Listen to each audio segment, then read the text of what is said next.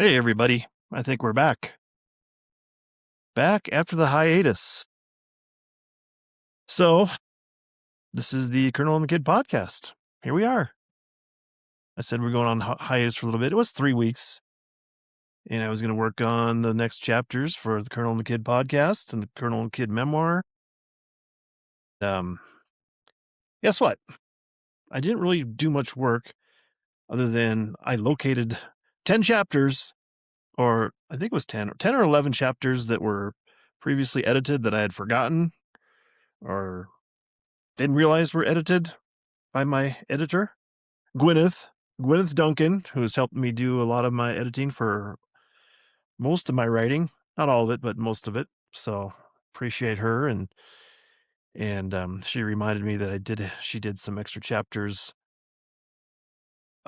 beyond the first volume, chapters 1 through 20. And that was the first season of the podcast. And now we're in the second season of podcasts. It's the Colonel and the Kid podcast again. I'm the host, Greg Heitmann. I should mention that right away.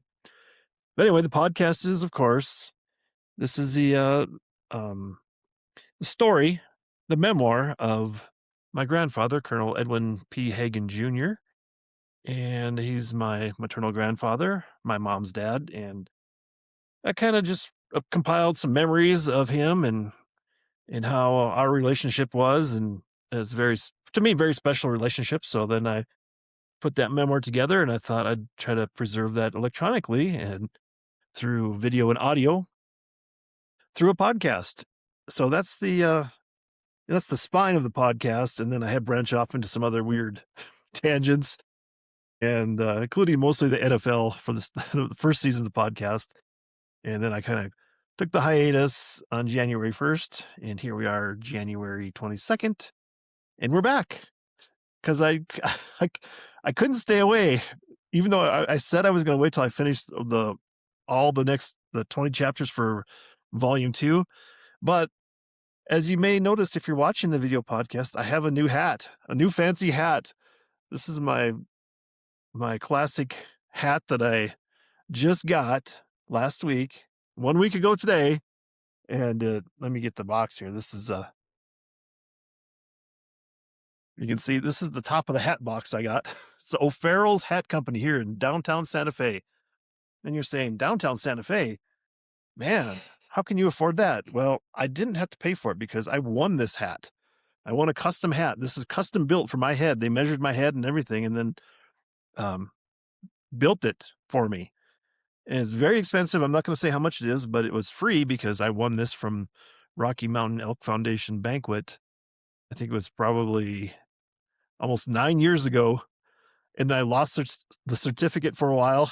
But then when I was moving, I found the certificate, took it down there and asked if they'd still honor it. And they did. So that was about a little over a year ago when I put in the order for my custom hat. And then it finally was finished last week. 1 week ago today, I went to pick it up. And I have to say that it is awesome. I look awesome. The hat's awesome. It just makes me feel like like $1 million. It didn't cost that much, but anyway, that's why I had to come back and do the podcast mostly. But I do have a chapter I'm going to read today for the memoir, and that chapter is chapter 21. It's called The Bomber. But I had to point out some other stuff too, because things change, things happen, develop, and we're getting settled in more and more. And I wanted to point out that although I do have the Buffalo Lake poster up there for those watching the video podcast, I'm pointing to the Buffalo Lake poster that I located. I think I talked about that the last time we met. But, maybe you don't know. Who knows? I don't know how observant my audience is. I don't even know if anybody watches the video podcast available on YouTube. But I got a new decoration back here. What I'm pointing to now is on the wall behind me, and it's the skull for the model, the photo on the photo. Well, it's the cover of the Long Hollow book, the first book in the series, the Charlie LeBeau Mystery Series. And I finally got that mounted on a plaque. I had a different skull up there. That was a mule deer skull. It had some little beadwork on it, and I took that down and replaced it with the I guess the logo for the Charlie LeBeau mystery series. This was the first book, Long Hollow, and this was the skull. I took a picture of it and did some photoshopping and did some other work and made this cover of the book. But that was the original skull.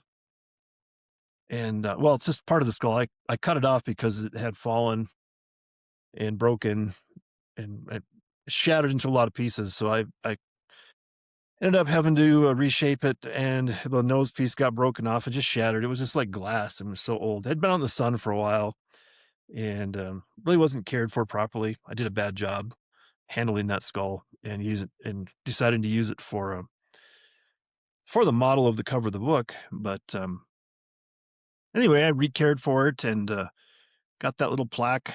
I don't know who made those plaques for me. They cut those out and routed them real nice and sanded them, and I stained it and varnished it and then mounted the skull plate on there. It looks okay. I mean, it's kind of cluttered back there right now, and with the lights and stuff, it's kind of, there's some few shadows and stuff, so you can't really get a good feel of all the points on it. It's like a 7x8 um antlers on that, or points on those, on that skull. 7 on one side, 8 on the other, depending on how you want to actually count them.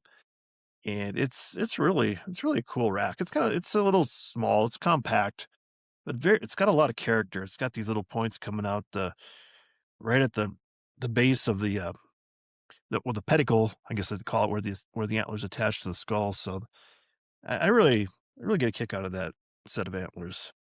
So that's why it's up there, and that's why it's the model for this. But this book, Long Hollow, Charlie LeBeau Mystery, which I think I'm gonna try to reread this here so I can get back into the groove of trying to finish up the series and try to go forward with that and finish it up finally. But really getting in the spirit of just about ready to write something. Um, in the meantime, I'm gonna keep doing the podcast, and I think what I'll do, I'll just jump right into the chapter because I know people can listen to the podcast and get the chapter from the memoir. Again, today it's The Bomber, and more about that. People that are just totally unfamiliar with this have no idea what the bomber is. Maybe they think it's a World War II B-17 bomber, talking about my grandpa's military service, but that's not it. This is a completely different bomber. So this is chapter 21. I'm just going to go ahead and read that, get that called up here, and get that read into the record and talked about maybe a little bit. And then we'll go on and do some other sections of the podcast, or, the recurring sections. Well, let's go ahead and read the chapter. Colonel and the Kid Memoir, Chapter 21, The Bomber. And as usual, we start the beginning of the chapter with a quote. And I quote, "Baseball, hot dogs, apple pie, and Chevrolet," end quote. And that's a quote from James Hartzell, circa 1974, from a Chevy commercial. I think James Hartzell was the ad executive that came up with that idea. And it's American as apple pie, baseball, hot dogs. So then you add Chevrolet out of there. That's as American as you can get.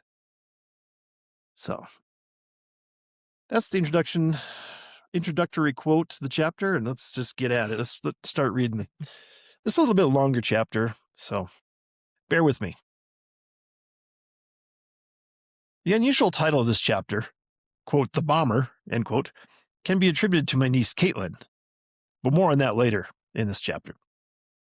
Originally purchased from Brooks Motors in Siston, South Dakota by Grandpa, the 1981 red Chevrolet Silverado half-ton pickup truck with matching topper was the cat's meow at the time. Of course, at the time, American automakers were nothing to write home about, but it was a new truck and pretty snazzy. Grandpa got his money's worth out of that vehicle for 13 years, and then he sold it to me. It was my first truck. How lucky was I to have such a vehicle? If I remember right, the original sales invoice was in the glove box, and it showed a sticker price of $6,500 for the top of the line four-wheel drive Chevy Silverado in 1981. To purchase a similar top of the line Chevy truck today in 2021, you'd be looking at 10 times that price. Anyway, that was my hunting truck, and it went here and there with me for a couple years. And we have a first photo here. I'll read the caption, then try to describe a little bit. Caption reads, Grandma and Grandpa Hagen posed for a photo in front of their garage circa 1982. 1981 Chevy Silverado shines in the background. I believe it was 1982 because of Grandpa's beard. I think he grew his beard for the 75th anniversary of Systems Incorporation. So let me talk about this picture a little bit and describe it. So, well, to correct things too, I had the caption wrong because it wasn't the 75th anniversary. It was the 100th anniversary in 1980. That's why Grandpa had grown his beard. It was the centennial for Siston, South Dakota. Sort of the rule is that the men have to grow beards to reflect the times because people had beards 100 years ago. I think you could buy a shaving permit for $25 or something like that. But Grandpa was a good sport, good spirit about that. Grew his beard. It's a pure white beard with his white hair at that time. I had this totally wrong because I thought it was the 75th anniversary. I looked it up just recently, and it was the 100th anniversary in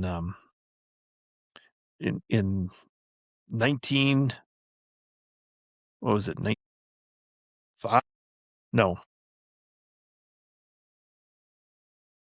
I I don't know. Forget that. It wasn't 75th anniversary. We're not going to be sitting here trying to do math under pressure of the podcast.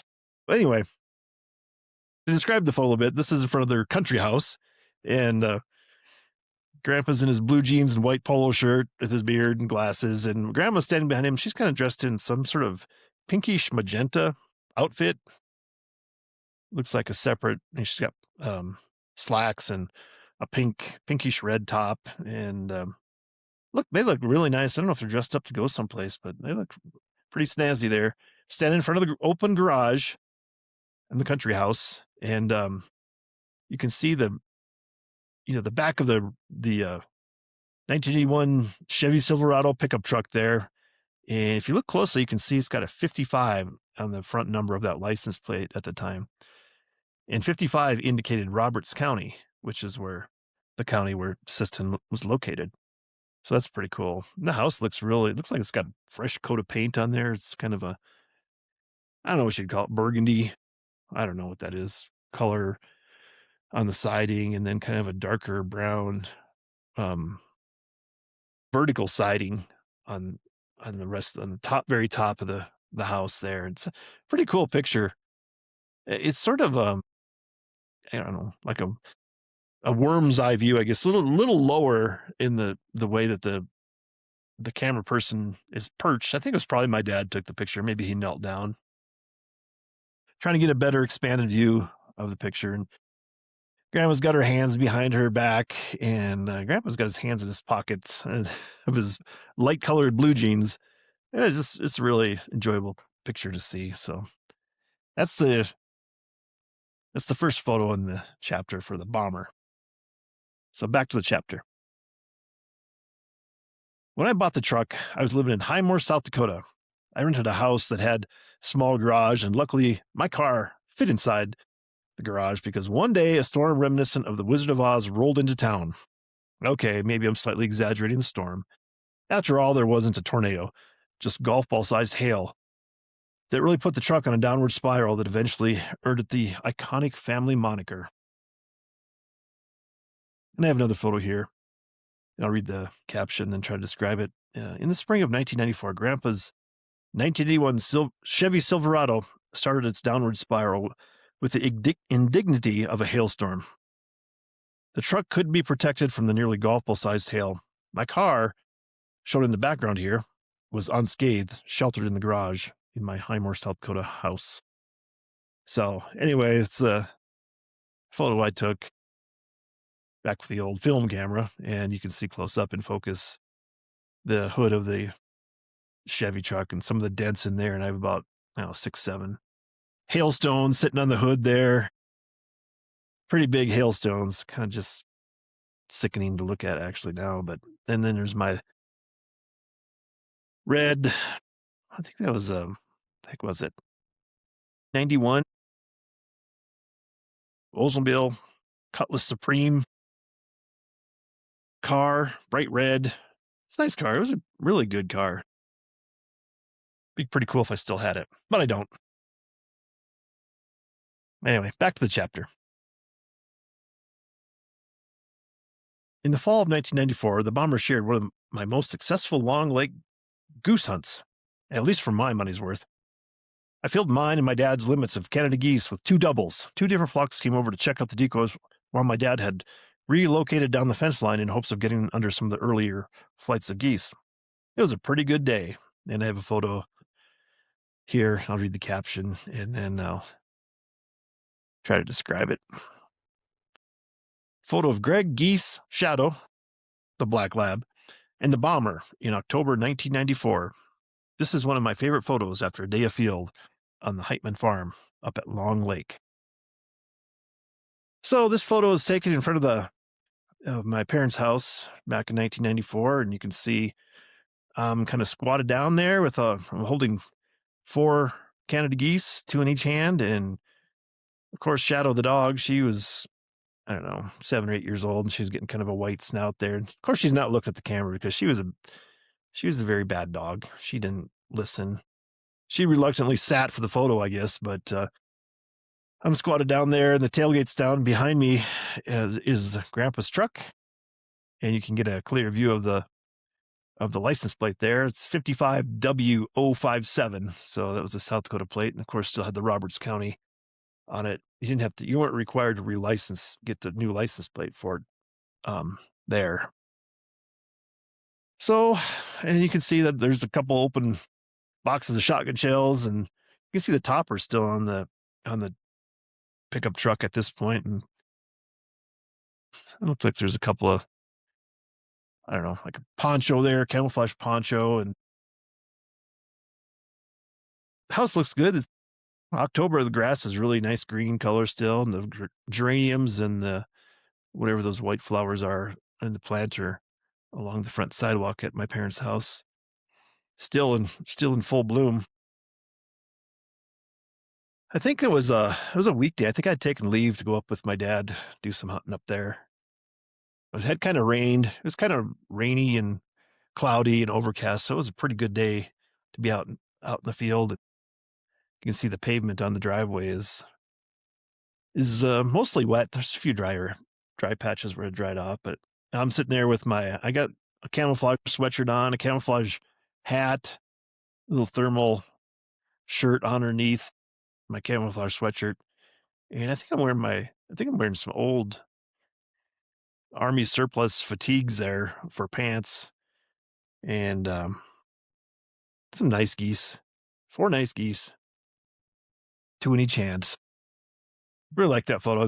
One of the funniest things to me, I don't know if people probably wouldn't recognize it at first glance, but you can see from the reflection of the bumper that you can see that my camouflage sweatshirt is pulled up a little bit, and you can see my white thermal shirt tucked in. My pants and there's a gap between my pants and my sweatshirt, and you can see the white thermal shirt luckily covering, so there's no butt crack showing there, but it's reflecting off that shiny bumper. Most people probably don't notice that, but I happen to see that. Maybe I shouldn't have pointed that out. Sorry. Anyway, back to the chapter. It was a little sad to see the truck getting older. It had endured other problems that cost me some money before I finally let it go.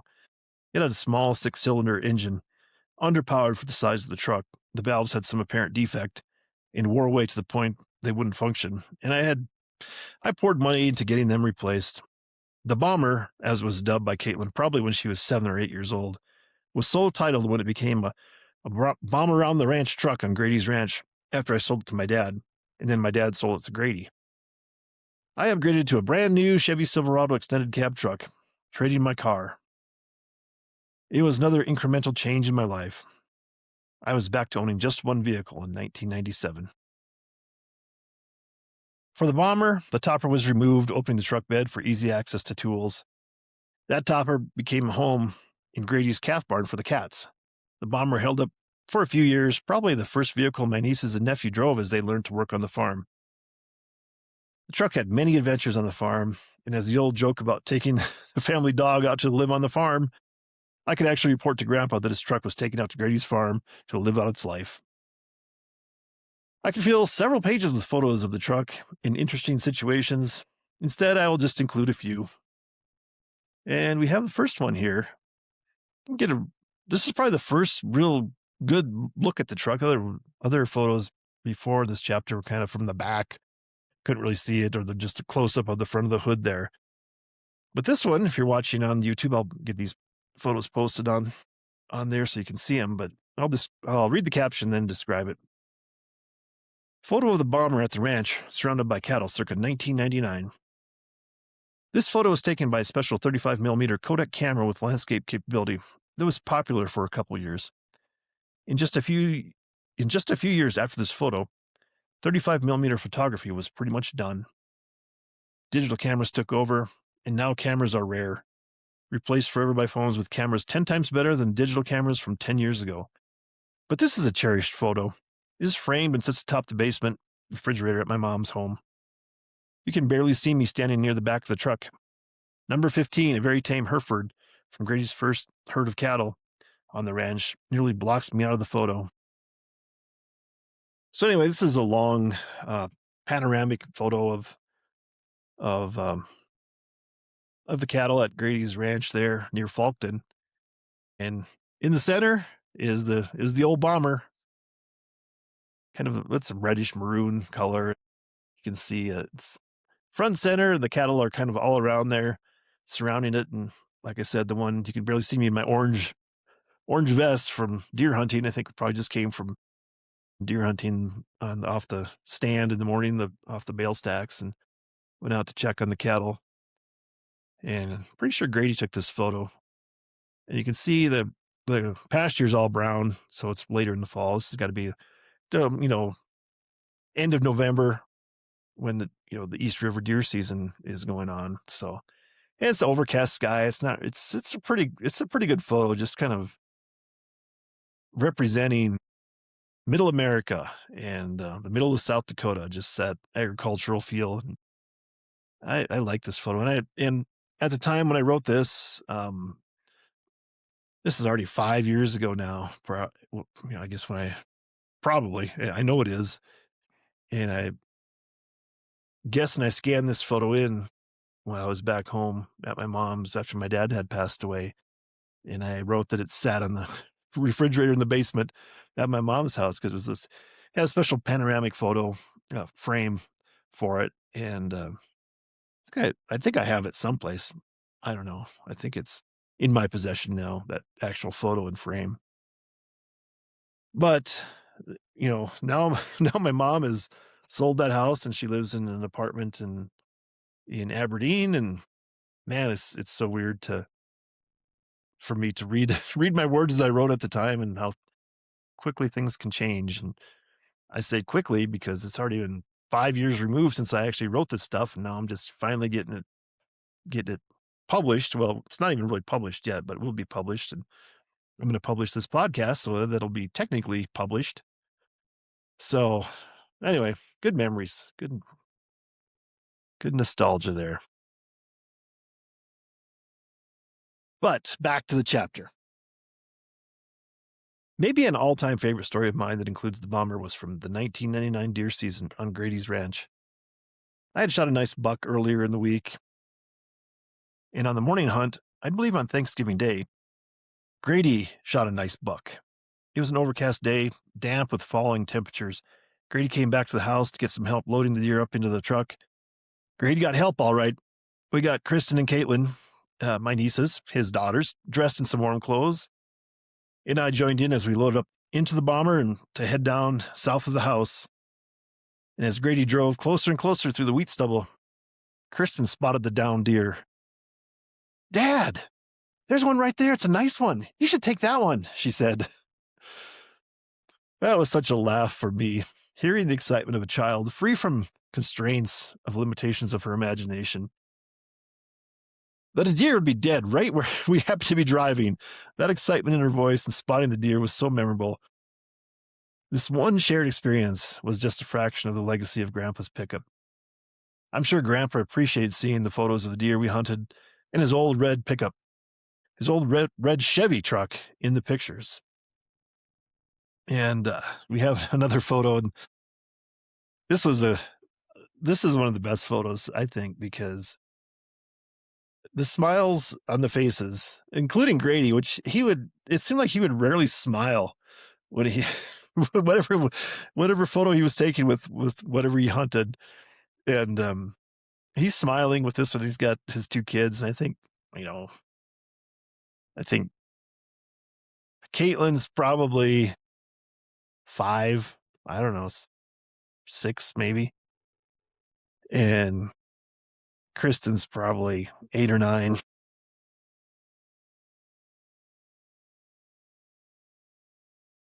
Sorry about that. I don't know if that came up on the podcast when my phone rang. I thought I had it turned off, but nope. I thought I had it muted. The spam calls all the time. Anyway, back to the photo I'm trying to describe. Let me read the caption, then I'll try to describe it some more. Photo of the bomber and Grady's 1999 deer. Thanksgiving Day, Caitlin, Grady, and Kristen pose with the buck. Kristen spotted. And I put in quotes, spotted, making air quotes for those people watching the YouTube video.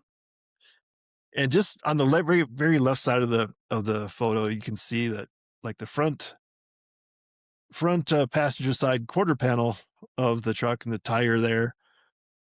And so Grady's kind of kneeling down over the deer, and Caitlin's on Grady's right side, holding up one of the deer's right antler.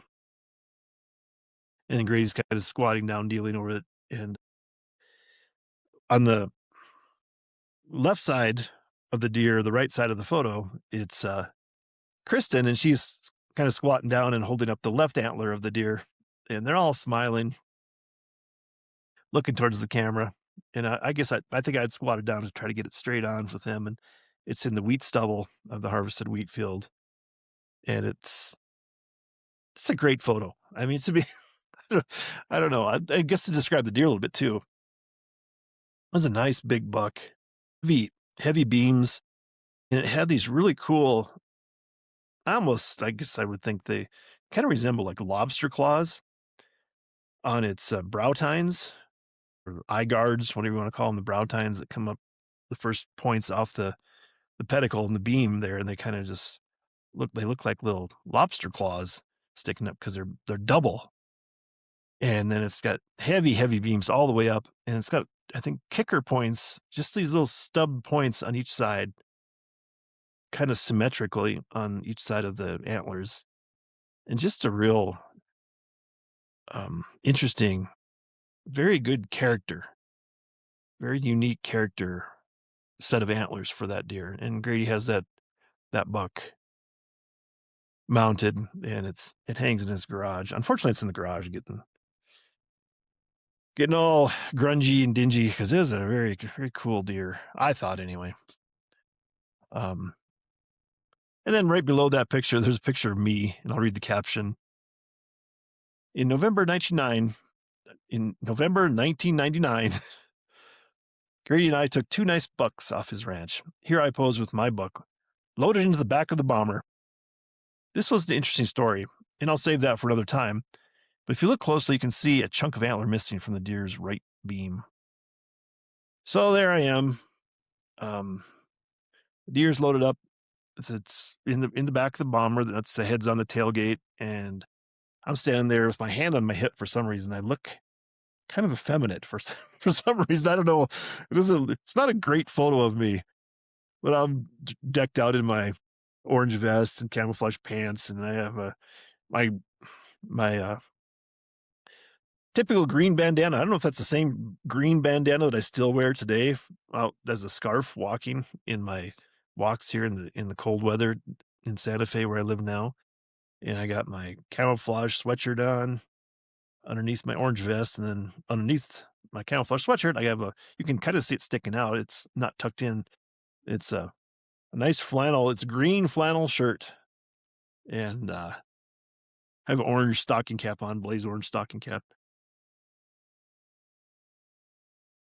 The deer's it's a nice buck. It's a nice, very symmetrical 4x4. I think it was at least 20 inches wide inside spread. So this is a very nice deer. Mine's not particularly tall. I'm standing off to the left side of the photo and holding onto the right antler. Right near where my hand is, there's below where my hand is on the main beam. The deer took a bullet.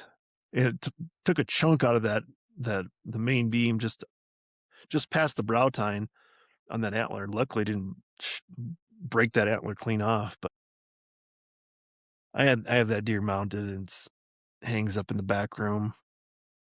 That was the second really big deer I got in 1999. The first one I shot was well, actually the third. I guess the first one I shot was 94. And then in 1995, I shot that's the first deer I ever had mounted. And deer was in 1999. And that's a super nice, very symmetrical, just very pretty deer antlers. And I had purchased a new setup for a rifle and a 270 Browning semi-auto rifle with a Leopold scope, and it was just a pretty neat, to me, the ultimate setup for rifle at that time. I thought that rifle is super accurate and holds its sight picture and everything perfectly. I mean, I don't know. I would highly recommend that if you're ever in the market for a deer rifle, 270 um, caliber, 270 Winchester, and it's it's a Browning automatic.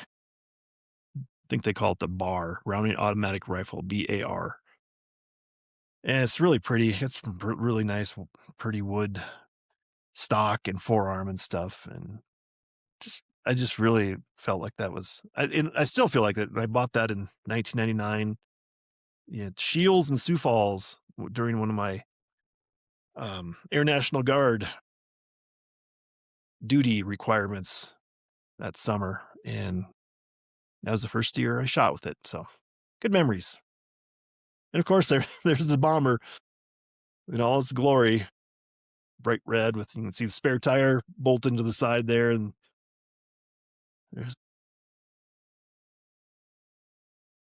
there's a fence stretcher I think that's behind there too, and a cooler, blue cooler, with white top on it for some reason. I don't think we're at Grady's house. I don't know if we needed a cooler back there. I guess maybe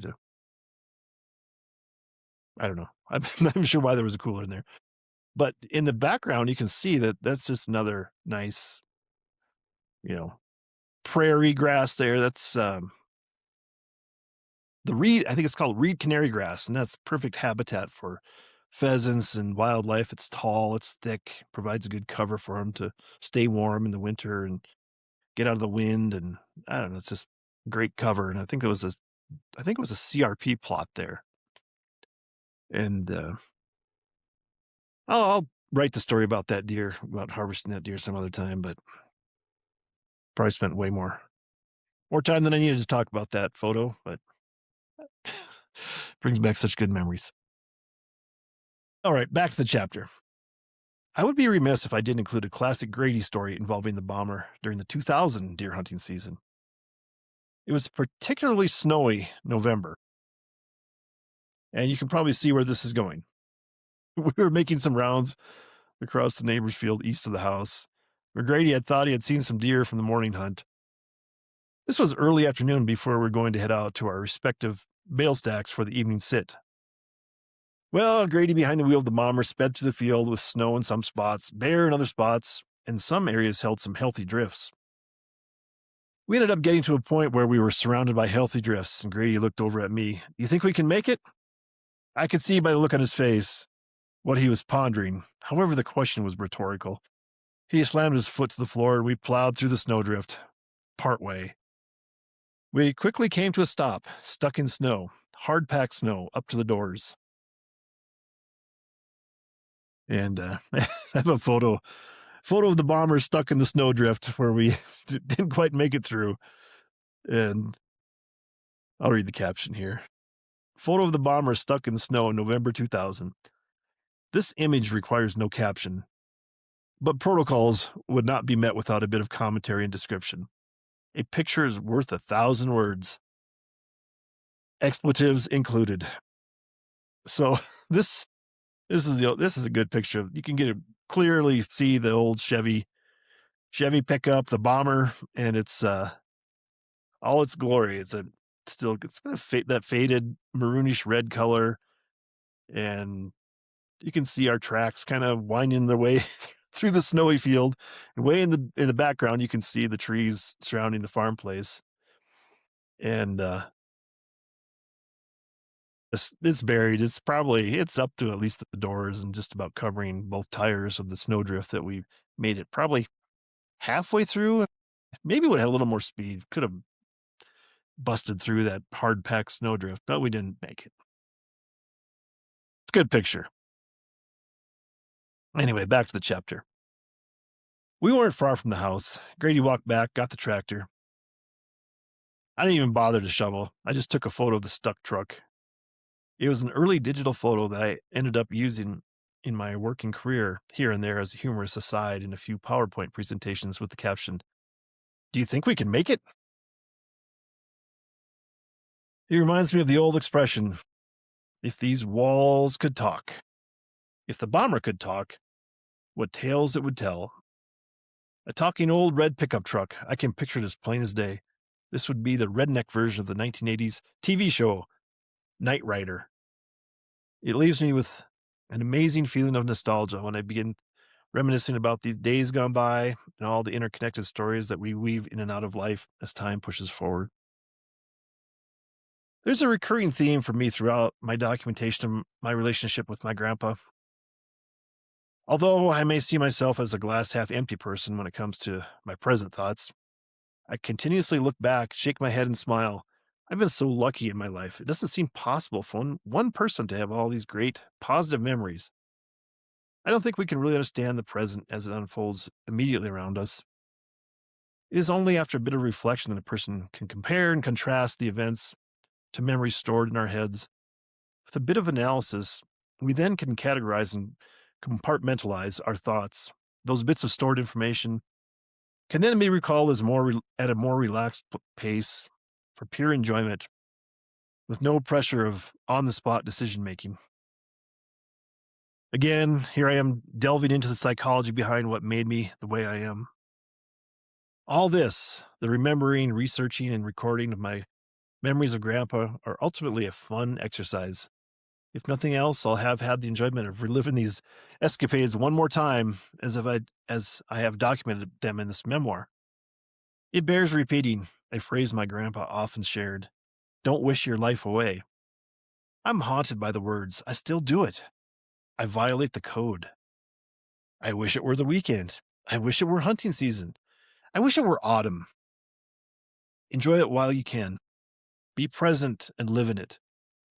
It's all gone in a blink of an eye.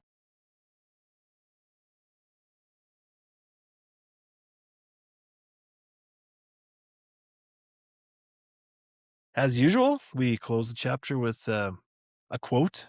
Start with a quote, end with a quote. And this is a really good quote. Quote, "The clock is running. Make the most of today. Time waits for no man. Yesterday is history. Tomorrow is a mystery. Today is a gift. That's why it's called the present." End quote. And that's from Alice Morse Earle, 1851 to 1911. And again, I didn't write down what she's famous for. I don't know if she's a writer, philosopher, whatever. But she came up with this good quote, and that's the end of the chapter. And a little commentary on this chapter that eventually I'm gonna try to do this and try to summarize all of the chapters with, like, the lesson learned for the chapter, the emphasis or the impetus of whatever message I'm trying to share with these chapters. And some of them are just, I think, fun memories, but this one has a little more to it, I think, talking about, like I said, one of my grandfather's quotes about "Don't wish your life away." So that's a perfect quote, I think, for this chapter and for pretty much how you should live your life. Don't wish it away, you know, wish it was a weekend or whatever I had talked about in the chapter. The other thing that this reminds me of is just what when I think of America, and we started with the Chevy ad from the 1980s, baseball, hot dogs, apple pie, and Chevrolet, and that's the American freedom that is associated with the vehicles, and that's what came to me when I was I pre-read this before I read it on the air, so I'd be a little more familiar with it, so I wouldn't stumble through so much of it. But I was thinking, I don't remember what the message was before I got to the end, and I had kind of had it spelled out that this is "Don't wish your life away." But I was thinking, I don't. This message could be easily. It's like this chapter represents the freedom with that bomber, that truck, and everything that you have in America, where you can just get in your vehicle and drive, pretty much go wherever you want to go, and we have that privilege of being able to do that, and a lot of countries don't have that. It's something I was thinking about here where I don't drive that much in Santa Fe, New Mexico anymore. Drive to the store once in a while, but most of the time I go for a walk and I walk over to I have a grocery store that's close by and I walk over and buy stuff there. I don't have to start the car and drive over there or do anything. In my memories of South Dakota and the way I still think about it, that it's so open. There's not that much traffic for the most part. You can easily get from your whatever town you live in for the most part in South Dakota. And you can be out in the country and almost by yourself on the highways and roads. And that is such a luxury that I guess I took for granted for the most part. Didn't appreciate it that much when I lived there. And even recently when I was in the process of moving back from South Dakota back to Santa Fe, because I had moved moved there, worked up there for 2 years in Pierre, and when I was moving some of my stuff back, it was very bearable drive for me because there wasn't much traffic for the most most of the drive. It's desolate in a lot of places going through western Nebraska and then eastern Colorado. Hardly ever see another vehicle. It made that drive very much a pleasure for the most part because you just listen to your audiobook or whatever, and I don't know. I guess I kind of miss that, just that time to drive and reflect, not be caught up in traffic and signal lights and stuff of the city. So anyway, that's sort of the couple messages there is that don't wish your life away, and then how lucky we are to be in America and have vehicles and be able to enjoy that open road and that freedom that to me that's what that vehicle represents. It's a good it's a I mean, I don't know if it's synonymous with America and freedom and vehicles to be able to drive and get away from whatever you want to do, at least for a little while. Maybe you have to come back, but you can go out for a drive and clear your head or do whatever. So anyway, that's the chapter. Chapter 21, The Bomber. So it's a good one.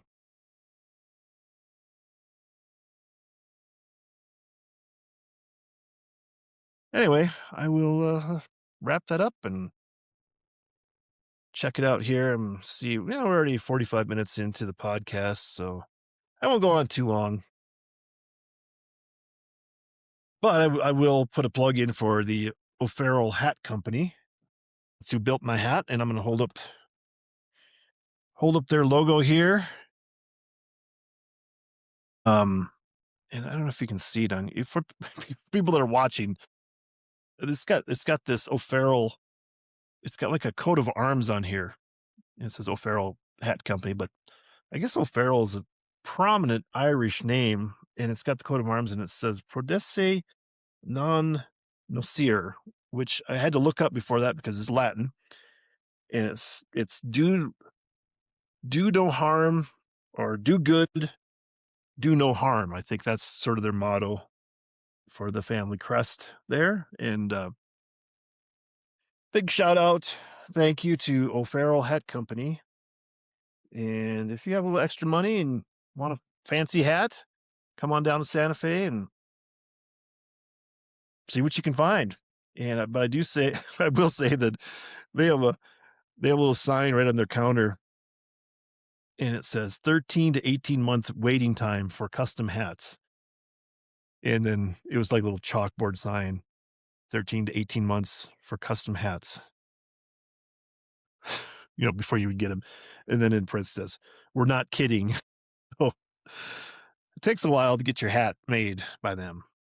And it's worth it though, especially if it's free. I'm not going to complain about wait time or anything, because I mean, this is by far, I think, the most expensive thing I've ever won in my life, and it's just unbelievably uh, crazy for me to think about how expensive an article of clothing that I don't really wear that much that this is, but it's definitely cool. I feel cool. I look cool. I mean, obviously, just look at if you're watching the video, you can obviously see how cool I look with my my new hat. So anyway, pretty proud of it.